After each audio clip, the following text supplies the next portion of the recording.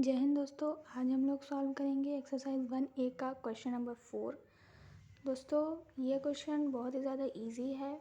देखिए इसमें क्या लिखा हुआ है। इसमें लिखा हुआ है express each of the following rational numbers in standard form. यानी कि इन चारों नंबर को हमें इनके स्टैंडर्ड फॉर्म में लिखना है। स्टैंडर्ड फॉर्म क्या होता है? वह फॉर्म या किसी भी फ्रैक्शन का वह फॉर्म जिसका कोई और अब वो और भी ज़्यादा छोटा नहीं हो सकता, मतलब हम उसको और सिंप्लीफाई नहीं कर सकते। जैसे हिंदी में वर्ण होता है, हम वर्ण के और टुकड़े नहीं कर सकते, उसी तरह मैथ में उसकी यानी कि स्टैंडर्ड फॉर्म मतलब होता है किसी भी नंबर का इतना ज़्यादा सिंप्लीफाई कर दो कि वो अब और सिंप्लीफाई नहीं होगा। इट मीन्स जैसे यहाँ पे दिया गया है 3/8, तो ये क्या है? ये अपने स्टैंडर्ड फॉर्म में है, क्योंकि हम इसको अब और कट नहीं कर सकते, किसी से होगा ही नहीं। इस फॉर्म में हमको ये वाले नंबर्स लिखने हैं। तो आइए देखते हैं कैसे करेंगे।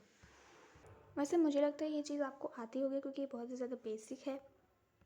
तो देखिए पहले क्वेश्चन में लिखा है -12/30, यानी हमको इसको सिंपल फॉर्म में करना है। तो हम सबसे पहले इसको लिख लेंगे ऐसे, -12/30। अब हम इसको डिवाइड करेंगे, तो यानी कि 12 और 30 दोनों किससे डिवाइड हो रहा है? सबसे पहले तो 2 से डिवाइड हो रहा है, तो 2 से ही डिवाइड करते हैं। यहाँ पे आ जाएगा 2 6 12 और 2 15 30। यहाँ पे माइनस के साइन के साथ लिखेंगे, साइन में कोई चेंज नहीं करेंगे। उसी तरह ये -6/15, लेकिन अभी भी ये किसी से कट रहा है, 3 से कट रहा है, तो अभी हमको 3 से इसको डिवाइड कर देते हैं। तो यहाँ पे 3 2 6 और 3 5 15। अब -2/5, माइनस को छोड़ दीजिए, 2/5। अब ये दोनों नंबर किसी से डिवाइड होंगे नहीं, क्योंकि ये प्राइम नंबर्स हैं। तो अब ये जो है ये इसका स्टैंडर्ड फॉर्म हो गया, यानी कि -2/5 इज योर आंसर। इसी तरह से हमको सारे क्वेश्चन कर लेने हैं, ठीक है? ये चारों क्वेश्चन हमें इसी तरह से कर लेने हैं। अब आइए देखते हैं फिफ्थ वाला क्वेश्चन। देखिए फिफ्थ वाले क्वेश्चन में कह रहा है which of the 2 rational number is greater in the given pair, यानी कि इन दोनों नंबर्स में से कौन सा नंबर बड़ा है। तो देखिए हमको ये पता करना है कि इनमें से कौन सा नंबर बड़ा है। देखिए आपकी बुक में एक चीज़ लिखी हुई है, ये यहाँ पे देखिए, इसमें हेडिंग है कंपैरिजन ऑफ रेशनल नंबर्स। इसमें लिखा गया है it is clear that every positive rational number is greater than 0, यानी कि कोई भी पॉजिटिव रेशनल नंबर 0 से बड़ा होगा। और दूसरा पॉइंट लिखा हुआ है every negative rational number is less than 0, कोई भी निगेटिव नंबर 0 से छोटा होगा। तो ये बात आप लोग जानते ही हो, क्योंकि नंबर लाइन पे हम देखते हैं तो पॉजिटिव नंबर 0 के बाद आता है, यानी कि वो उससे बड़ा है। और निगेटिव रेशनल नंबर में वो 0 के बाद 0 के पहले आता है, तो वो छोटा है, ठीक है? तो ये चीज़ जो है आपको बहुत काम आएगी, इसको हमेशा याद करिएगा। क्या कि 0 जो है कोई भी पॉजिटिव रेशनल नंबर से छोटा होता है और निगेटिव रेशनल नंबर से बड़ा होता है, ठीक है? अब आइए देखते हैं क्वेश्चन में।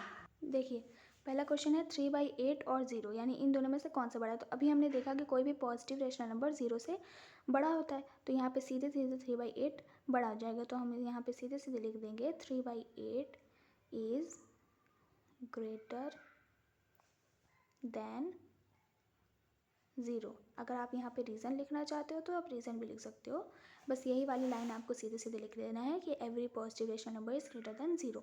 ये आप अगर नोट्स बना रहे हो तो आप नोट्स में इसको इस तरह से लिख सकते हो, साफ साफ तरीके से। बाकी अगर कोई ओरली पूछता है तो आप सीधे बता सकते हो कि 3/8 इज़ ग्रेटर देन 0। अब देखिए उसी तरह सेम यहाँ पे दूसरे वाले में लिखा है -2/9 और 0। अभी मैंने बताया कि कोई भी निगेटिव रेशनल नंबर 0 से छोटा होता है, तो यहाँ पे सीधे सीधे 0 बड़ा हो जाएगा। इसी तरह से आपको इसको भी लिख लेना है। अब देखिए यहाँ पे देखिए फिफ्थ वाला 2/3 और 3/4। अब इसमें क्या करना है? देखिए इसको बताने के 2 तरीके हैं। पहला तरीका, आप सीधे सीधे क्रॉस मल्टीप्लाई कर लो, फिर उसके बाद देखो जिसके ऊपर बड़ा आ रहा है वो बड़ा हो जाएगा। कैसे? देखिए यहाँ पे जैसे दिया है 2/3 और 3/4, ठीक है? ये 2 दिया है, तो आप इसको इसको इससे मल्टीप्लाई कर दो और इसको मल्टीप्लाई कर दो। जैसे 4 2 8 हो जाएगा और 3 3 9 हो जाएगा। इसी के ऊपर इसको लिख दो। अब इसमें देखो कौन सा बड़ा है, इसमें 9 बड़ा है, तो 3/4 क्या हो जाएगा हमारा? बड़ा हो जाएगा, ठीक है? 2/3 से हमारा 3/4 बड़ा हो जाएगा। तो ये एक छोटी सी ट्रिक थी, आप इससे पता कर सकते हो कौन सा बड़ा है कौन सा छोटा है। और अगर आप दूसरे तरीके से देखोगे तो ये तो पहला मेथड था, और अगर दूसरा मेथड देखोगे तो वो है एलसीएम को लेके डिनोमिनेटर सेम कर लेना। जैसे कि 2/3 और 3/4 है तो इसका हम डिनोमिनेटर सेम कर लेंगे। उसके बाद जो ऊपर जो बड़ा रहेगा वो बड़ा रहेगा और जो छोटा आएगा वो छोटा रहेगा। तो इन दोनों का एलसीएम लेंगे तो कितना आएगा? 12 आएगा। तो यहाँ पे हम 12 लिख लेंगे। नहीं ऐसे नहीं, यहाँ पे इनका 12 आएगा। अब देखिए एलसीएम इतनी जल्दी कैसे निकालना। अगर कोई भी दो प्राइम नंबर्स हैं तो उनको आपस में सीधे सीधे मल्टीप्लाई कर दो, वही उनका एलसीएम आ जाएगा। जैसे कि 1 और 5 का निकालेंगे तो सीधे सीधे इसका तो 5 ही आएगा। लेकिन अगर जैसे 2 और 5 का निकालना है तो आपस में मल्टीप्लाई कर दो और 10 इसका एलसीएम आ जाएगा। उसी तरह से हमने 4 और 3 को मल्टीप्लाई किया तो 12 इसका एलसीएम आ गया। अब इसको मल्टीप्लाई कर देंगे। अब हमको यहाँ पे डिनोमिनेटर को 12 बनाना है तो 3 को 12 बनाना है तो किससे मल्टीप्लाई करेंगे? 4 से। तो यहाँ पे 4 से कर देंगे। और कोई भी नंबर से जब हम डिनोमिनेटर मल्टीप्लाई करते हैं तो ऊपर नोमिनेटर भी मल्टीप्लाई करते हैं। तो यहाँ पे इसको भी मल्टीप्लाई कर लेंगे और इधर 3/4 में भी सेम प्रोसेस करेंगे। लेकिन यहाँ पे 4 से मल्टीप्लाई नहीं करेंगे, यहाँ पे हमको 12 बनाना है ना, तो 4 को हम 3 से मल्टीप्लाई करेंगे। तो यहाँ पे 3 से मल्टीप्लाई कर लेते हैं। यहाँ पे 4 2 से 8 आ जाएगा और 4 3 से 12 आ जाएगा। और इधर जो है आपका 3 3 से 9 और 4 3 से 12 आ जाएगा। अब देखिए नंबर हमारे क्या आए? नंबर हमारा आया 8/12 और 9/12। अब देखिए इसमें पता करी है।